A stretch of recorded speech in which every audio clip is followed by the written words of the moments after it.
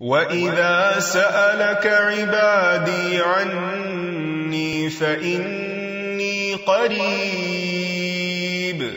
أُجِيبُ دَعْوَةَ الدَّاعِ إِذَا دَعَانِ فَلْيَسْتَجِيبُوا لِي وَلْيُؤْمِنُوا بِي لَعَلَّهُمْ يَرْشُدُونَ. نحمده ونصلي على رسوله الكريم، اما بعد فاعوذ باللہ من الشیطان الرجیم، بسم اللہ الرحمن الرحیم، رب اشرح لی صدری ویسر لی امری واحلل عقدۃ من لسانی یفقہوا قولی. السلام علیکم ورحمۃ اللہ وبرکاتہ. ناظرین، پروگرام دعا کیجیے کے ساتھ آپ کی خدمت میں حاضر ہیں. آج ہم انشاءاللہ آپ کے ساتھ نماز کی دعاؤں کے بارے میں گفتگو کریں گے. نماز اللہ سبحانہ وتعالی کی عبادت کا بہترین طریقہ ہے. نماز میں انسان اللہ کا ذکر بھی کرتا ہے، اللہ سے دعائیں بھی کرتا ہے، اللہ سبحانہ وتعالی کے سامنے عاجزی اور انکساری کا اظہار بھی کرتا ہے، رکوع اور سجدہ بھی کرتا ہے، اور اپنی حاجات بھی اللہ تعالی کے سامنے پیش کرتا ہے. حقیقت یہ ہے کہ کائنات کی ساری چیزیں اللہ تعالیٰ کے آگے جھکی ہوئی ہیں، اس لیے انسان کے لیے بھی یہی بہترین ہے کہ وہ بھی اللہ تعالیٰ کے آگے جھک جائے، اور اس لیے بھی جھک جائے کہ نماز ایک فرض عبادت ہے. قرآن مجید میں اللہ تعالیٰ فرماتے ہیں وَمَا أُمِرُوا إِلَّا لِيَعْبُدُوا اللَّهَ مُخْلِصِينَ لَهُ الدِّينَ حُنَفَاءَ وَيُقِيمُوا الصَّلَاةَ وَيُؤْتُوا الزَّكَاةَ وَذَلِكَ دِينُ الْقَيِّمَةِ.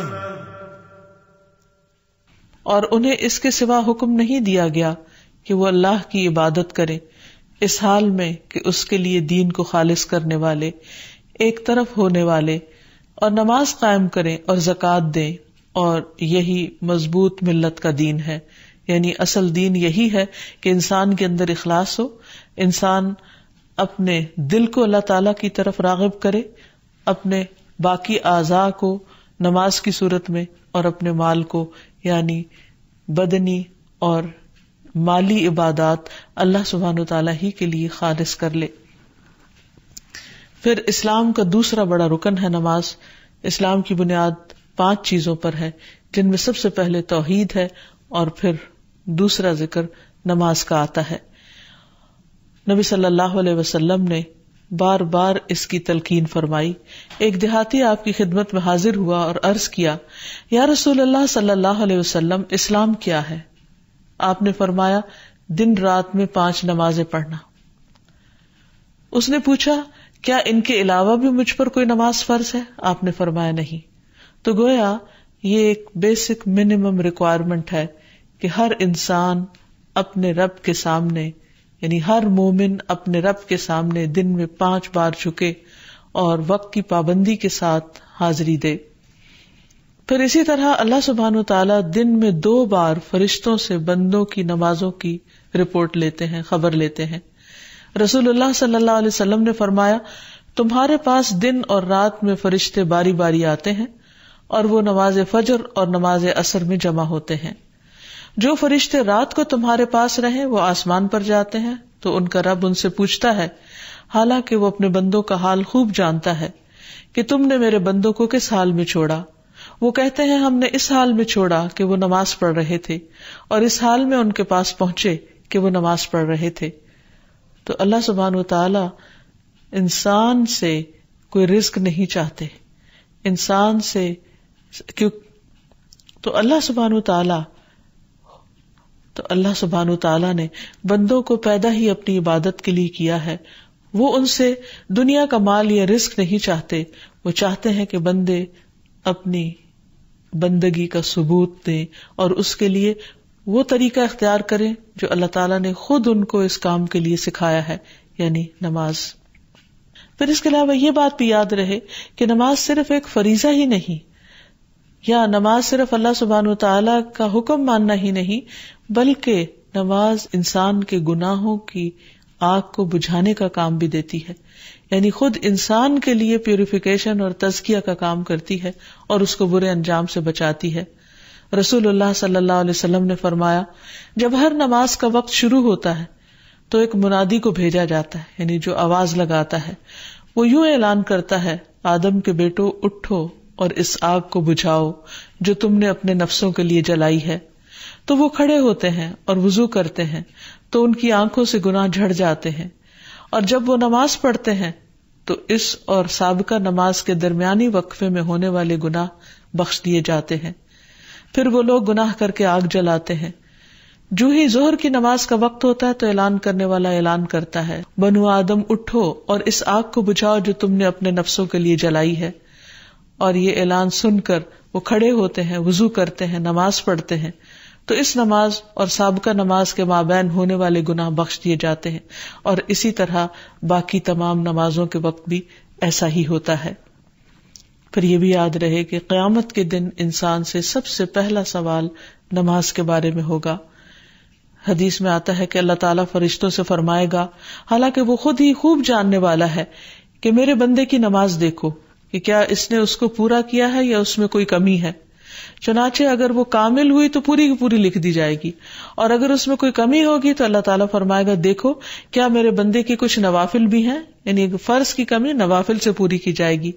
اگر نفل ہوں گے تو اللہ تعالیٰ فرمائے گا، میرے بندے کے فرضوں کو اس کے نفلوں سے پورا کر دو۔ پھر اسی انداز سے دیگر اعمال لیے جائیں گے۔ پھر اسی طرح یہ ہے کہ باقی اعمال کی درستگی کا انحصار بھی نماز کی درستگی پر ہے، کیونکہ نماز میں انسان دراصل اللہ سبحانہ وتعالیٰ کے حضور حاضر ہوتا ہے اور اس بات کا وعدہ کرتا ہے کہ ایاک نعبد، صرف تیری ہی ہم عبادت کرتے ہیں۔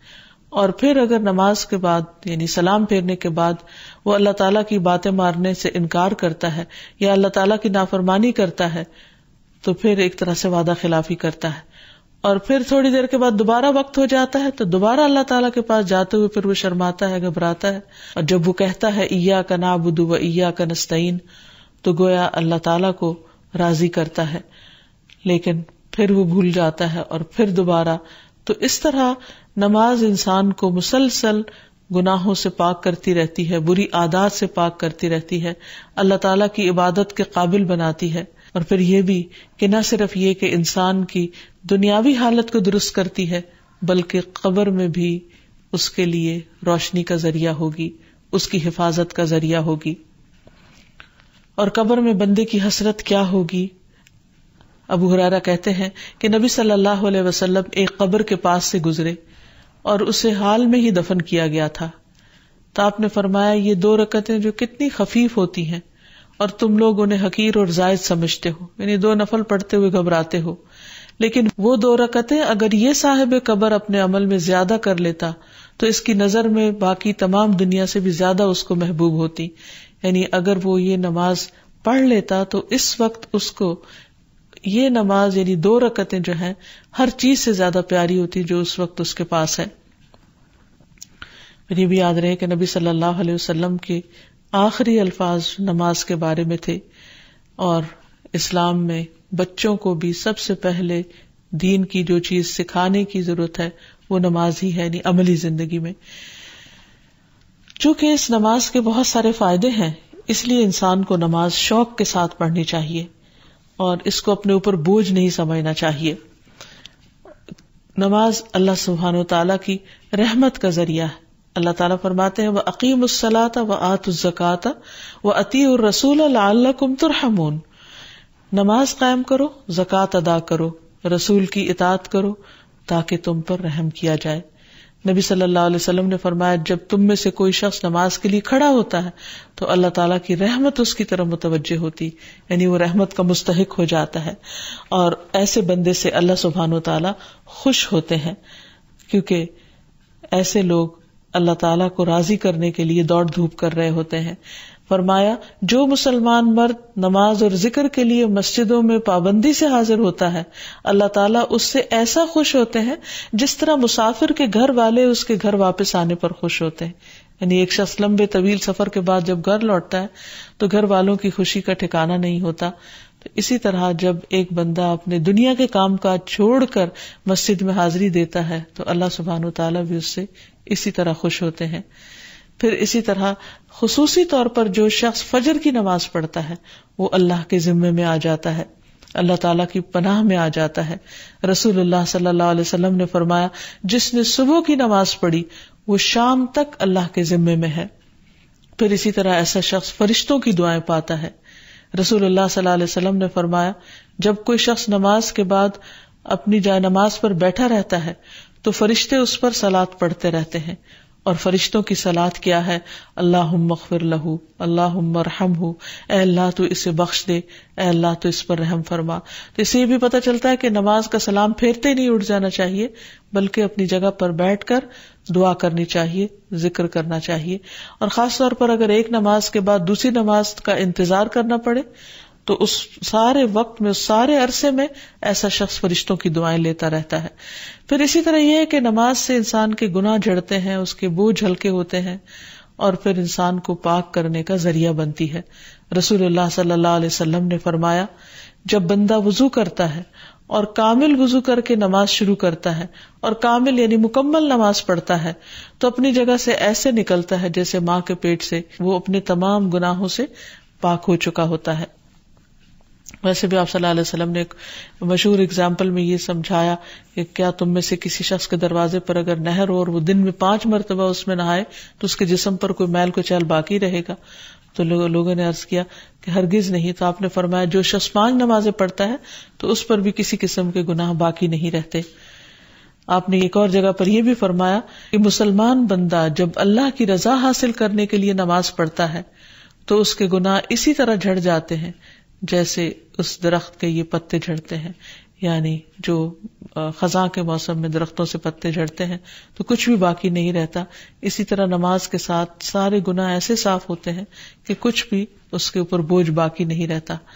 پھر اسی طرح انسان کی برائیاں دور ہو جاتی ہیں، بری عادات دور ہوتی ہیں. دنیا اور آخرت میں انسان کو نور نصیب ہوتا ہے کیونکہ نبی صلی اللہ علیہ وسلم نے فرمایا کہ الصلاۃ نور، نماز نور ہے. انسان اس سے راحت اور سکون پاتا ہے. نبی صلی اللہ علیہ وسلم جب پریشان ہوتے تو حضرت بلال کو کہتے کہ یا بلال نماز قائم کرو، یعنی اذان دو اور مجھے راحت پہنچاؤ. آپ نے اسے اپنی آنکھوں کی ٹھنڈک قرار دیا.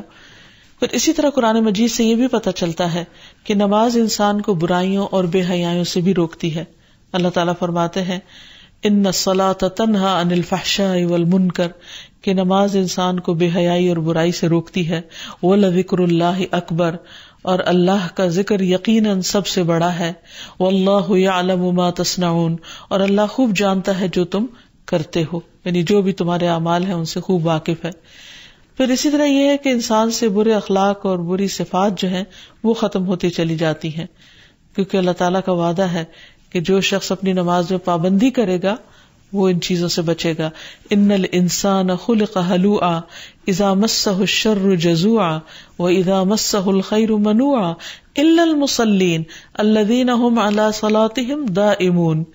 بلا شبہ انسان تھوڑ دلا بنایا گیا ہے، جب اسے کوئی تکلیف پہنچتی ہے تو گھبرا اٹھتا ہے، جب اسے مال ملتا ہے تو بخیل بن جاتا ہے، سوائے نماز ادا کرنے والوں کے جو اپنی نماز پر ہمیشگی اختیار کرتے ہیں.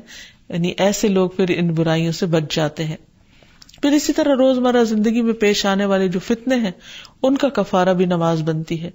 پھر اسی طرح قیامت کے دن برہان اور نجات کا ذریعہ بنے گی نماز، اور جو شخص نمازیں ضائع نہ کرے اس سے جنت کا وعدہ کیا گیا ہے. رسول اللہ صلی اللہ علیہ وسلم نے فرمایا اللہ نے اپنے بندوں پر 5 نمازیں فرض کر دی ہیں، جو شخص انہیں اس طرح ادا کرے کہ ان میں سے کسی چیز کو ضائع نہ کرے اور نہ ان کا حق معمولی سمجھے تو اللہ تعالیٰ کا وعدہ ہے کہ اسے جنت میں داخل کرے گا، اور جو انہیں اس طرح ادا نہ کرے تو اس سے اللہ تعالیٰ کا کوئی وعدہ نہیں، چاہے تو سزا دے چاہے تو معاف کر دے. اس لیے نماز کے سلسلے میں یہ بات بھی یاد رہے کہ انسان نماز کو صحیح طریقے پر ادا کرے، یعنی پورے آداب، شرائط اور سنن واجبات کی پابندی کرتے ہوئے. اور اگر انسان نماز کی طرف راغب نہیں ہوتا تو اس سے انسان کا بہت بڑا نقصان ہو جاتا ہے. اللہ سبحانہ وتعالیٰ قرآن مجید میں فرماتے ہیں وَأَقِيمُوا الصَّلَاةَ وَلَا تَكُونُوا مِنَ الْمُشْرِكِينَ، نماز قائم کرو اور مشرکین میں سے نہ ہو جاؤ. یعنی نماز جو ہے وہ انسان کی توحید کی علامت ہے، انسان کے ایمان کی گواہی ہے. نبی صلی اللہ علیہ وسلم نے فرمایا انسان اور اس کے کفر اور شرک کے درمیان فرق نماز سے ہوتا ہے. یعنی نماز کا چھوڑنا جو ہے وہ اس فرق کو ختم کر دیتا ہے. پھر اسی طرح منافقین جو تھے ان پر نماز بہت بھاری تھی، تو یہ نفاق کی علامتوں میں سے ہے کہ انسان نمازوں میں سستی کرے. قرآن مجید میں آتا ہے وَلَا يَأْتُونَ الصَّلَاةَ إِلَّا وَهُمْ كُسَالَىٰ، کہ وہ نماز نہیں پڑھتے مگر سستی کے مارے، یعنی بہت بوجھل سمجھ کے اور بہت مصیبت سمجھ کر اس کو ادا کرتے ہیں، شوق سے نماز کی طرف نہیں آتے. پھر آپ نے یہ بھی فرمایا کہ جس نے نماز ترک کر دی، چھوڑ دی، اس کا کوئی دین نہیں، یعنی یہ دیندار ہونے کی علامت ہے. پھر اسی طرح آپ نے فرمایا کہ اس شخص کا کوئی ایمان نہیں جس نے نماز ادا نہیں کی. پھر اسی طرح یہ ہے کہ ایسے شخص سے اللہ تعالیٰ کی ذمہ داری ختم ہو جاتی ہے، یعنی حفاظت ختم ہو جاتی ہے. اور ایک نماز کا چھوڑنا بھی بہت بڑا نقصان ہے. آپ نے فرمایا جس کی عصر کی نماز فوت ہو گئی گویا اس کا مال اور اولاد فنا ہو گیا. یعنی اتنے بڑے بڑے نقصان انسان کرتا ہے جب نماز چھوڑتا ہے. پھر اسی طرح بے نمازی انسان کے لیے موت کی سختیوں کا بھی ذکر ہے. فرمایا وَالْتَفَّتِ السَّاقُ بِالسَّاقِ إِلَىٰ رَبِّكَ يَوْمَئِذٍ الْمَسَاقُ فَلَا صَدَّقَ وَلَا صَلَّىٰ وَلَٰكِنْ كَذَّبَ وَتَوَلَّىٰ. اور پنڈلی پنڈلی کے ساتھ لپٹ جائے گی، اس دن تیرے رب ہی کی طرف روانگی ہے، سو اس نے نہ تصدیق کی اور نہ نماز ادا کی، لیکن اس نے جھٹلایا اور منہ پھیرا. یعنی یہ موت کے دن کا منظر ہے کہ اس وقت انسان کی حالت کیا ہوگی اگر وہ دنیا میں اللہ کی عبادت نہیں کرتا اور نماز نہیں پڑھتا. اسی طرح نماز سے غافل جو ہے اس کے لیے قبر میں بھی سزا بتائی گئی. سمرہ بن جندب کہتے ہیں نبی صلی اللہ علیہ وسلم کے خواب کو بیان کرتے ہوئے آپ نے فرمایا کہ جس ایک شخص کو دیکھا آپ نے کہ جس کا سر پتھر سے کچلا جا رہا تھا، وہ قرآن کا حافظ تھا مگر وہ قرآن سے غافل ہو گیا تھا اور فرض نماز پڑھے بغیر سو جایا کرتا تھا. یعنی ایون اگر کسی نے قرآن مجید حفظ کر رکھا ہے تو وہ بھی فائدہ نہیں دے گا جب تک کہ انسان نماز کی پابندی نہ کرے. پھر اسی طرح قرآن مجید میں ان لوگوں کے لیے بھی وعید ہے جو نمازوں کو ضائع کر دیتے ہیں. فرمایا فویل للمصلین الذین هم عن صلاتهم ساہون. پھر ایسے نمازیوں کے لیے ہلاکت ہے جو اپنی نماز سے غافل رہتے ہیں. اس آیت کی تفسیر میں مصعب بن سعد کہتے ہیں کہ میں نے اپنے والد سے کہا ابا جان، اللہ تبارک و تعالیٰ کا یہ فرمان ہے کہ الذین هم عن صلاتهم ساہون، تو ہم میں سے کون ہے جو نماز نہیں بھولتا اور کس کے دل میں خیالات نہیں گزرتے؟ تو انہوں نے کہا اس کا یہ مطلب نہیں، بلکہ اس آیت سے وقت کا ضائع کرنا مراد ہے کہ انسان فضول کاموں میں لگا رہے یہاں تک کہ نماز کا وقت چلا جائے، قضا ہو جائے یا بہت تاخیر کر دے انسان. اور پھر اہل جہنم سے لوگ، اور قیامت کے دن جب اہل جہنم سے یہ پوچھا جائے گا ما سلککم فی سقر، تم نے جہنم میں تمہیں کیا چیز لے گئی؟ قالوا لم نک من المصلین، تو وہ کہیں گے کہ ہم نماز پڑھنے والوں میں سے نہ تھے. ولم نک نطعم المسکین، اور ہم مسکین کو کھانا نہیں کھلاتے تھے. وکنا نخوض مع الخائضین، اور ہم بحثیں کرنے والوں کے ساتھ مل کر بحثیں کیا کرتے تھے. دین کو ہم نے صرف بحث مباحثے کی چیز بنا رکھا تھا، عمل کی نہیں، ایمان کی نہیں. تو اس لیے بہت ضروری ہے کہ انسان نمازوں کی پابندی کرے اور درست طریقے پر ان کو پڑھے. لیکن اگر کسی وجہ سے غفلت ہو رہی ہو یا انسان کا دل نہ چاہتا ہو یا اس کے لیے بوجھل ہو رہی ہو تو انسان اللہ تعالیٰ سے دعا مانگے کہ اللہ تعالیٰ مجھے خشوع و خضوع والی نماز نصیب فرما، کیونکہ اللہ تعالیٰ کا وعدہ ہے قد افلح المؤمنون الذین هم فی صلاتهم خاشعون، یقیناً فلاح پا گئے وہ مومن جو اپنی نمازوں میں خشوع اختیار کرتے ہیں.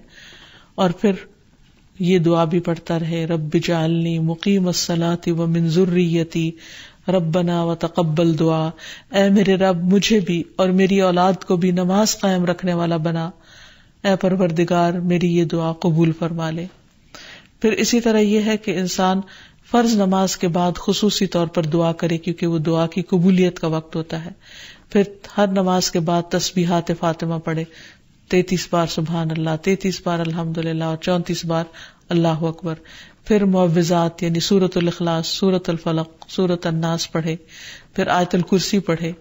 پھر نبی صلی اللہ علیہ وسلم کی سکھائی ہوئی دعائیں اللہم انت السلام ومنک السلام تبارکت یا ذا الجلال والاکرام، اے اللہ تو سراپا سلامتی ہے، تجھی سے سلامتی حاصل ہوتی ہے، تو بڑی برکتوں والا ہے، اے جلال اور اکرام والے. پھر اس کے بعد رب اعنی علی ذکرک و شکرک و حسن عبادتک، اے میرے رب اپنا ذکر کرنے، شکر کرنے اور بہترین انداز میں اپنی عبادت کرنے میں میری مدد فرما. پھر اللہم اغفر لی ما قدمت وما اخرت وما اسررت وما اعلنت وما اسرفت وما انت اعلم به منی انت المقدم وانت المؤخر لا الہ الا انت. اے اللہ میرے سب گناہ اور میری سب خطائیں معاف کر دے، جو میں پہلے کر چکا اور جو میں نے بعد میں کی، جو چھپے ہوئے کی اور جو ظاہر میں کی، جو میں حد سے بڑھا رہا اور جن کے بارے میں تو مجھ سے زیادہ باخبر ہے. تو ہی نیکی اور خیر میں آگے کرنے والا اور پیچھے کرنے والا ہے، تیرے سوا کوئی معبود نہیں. پھر اسی طرح لا الہ الا اللہ وحدہ لا شریک لہ لہ الملک و لہ الحمد وہو علی کل شیء قدیر. اللہم لا مانع لما اعطیت ولا معطی لما منعت ولا ينفع ذا الجد منک الجد. اللہ کے سوا کوئی معبود نہیں، وہ تنہا ہے، اس کا کوئی شریک نہیں، بادشاہت اسی کے لیے ہے اور اسی کے لیے تمام تعریفیں ہیں، اور وہ ہر چیز پر قدرت رکھنے والا ہے. اے اللہ جو کچھ تو نے دیا ہے اسے کوئی روکنے والا نہیں، اور جو کچھ تو نے روک دیا اسے کوئی دینے والا نہیں، اور کسی مالدار اور نصیب ور کو تیری بارگاہ میں اس کا مال فائدہ نہیں پہنچا سکتا. پھر ایک اور دعا ہے جو نبی صلی اللہ علیہ وسلم نماز کے بعد پڑھا کرتے تھے، ہمیں بھی اس کی پابندی کرنی چاہیے. اللہم انی اعوذ بک من عذاب القبر، اللہم انی اعوذ بک من عذاب النار، اللہم انی اعوذ بک من الفتن ما ظہر منہا وما بطن، اللہم انی اعوذ بک من فتنۃ الاعور الکذاب. اے اللہ میں عذاب قبر سے تیری پناہ میں آتا ہوں، اے اللہ میں عذاب جہنم سے تیری پناہ میں آتا ہوں، اے اللہ میں ظاہری اور باطنی فتنوں سے تیری پناہ میں آتا ہوں، اور اے اللہ میں اس کان دجال کے فتنے سے تیری پناہ میں آتا ہوں جو بہت بڑا کذاب ہوگا. تو دعا ہے کہ اللہ سبحانہ وتعالی ہمیں نماز کی حکمتوں اور فائدوں کو سمجھنے کی توفیق دے، نماز کی پابندی کی توفیق عطا فرمائے، اور قبولیت والی نمازوں کی توفیق عطا فرمائے جن میں خشوع و خضوع ہو، اللہ کی یاد ہو، اور پھر نماز کے اندر اور نماز کے باہر بہترین اذکار کرنے کی توفیق عطا فرمائے. اللہ سبحانہ وتعالی ہم سب پر اپنی رحمت نازل کرے. وآخر دعوانا ان الحمد للہ رب العالمین. السلام علیکم ورحمۃ اللہ وبرکاتہ.